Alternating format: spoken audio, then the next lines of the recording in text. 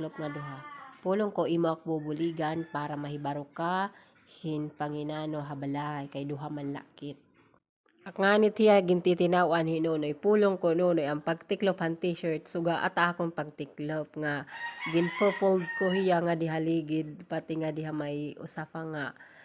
ano ini hatag liligid hambado pulong ko pati ang shirt upaya kay base maupay kitaon ngan diri magusot pung niya mao kinagad it basta ang importante kuno matiklop la.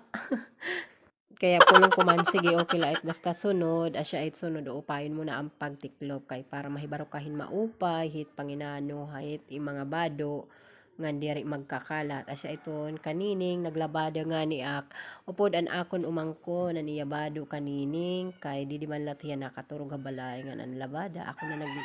ako na nanginginano para okay ngan malimpyo. Pulong ko haiya hala purutan na ang mga hanger kaya danha sa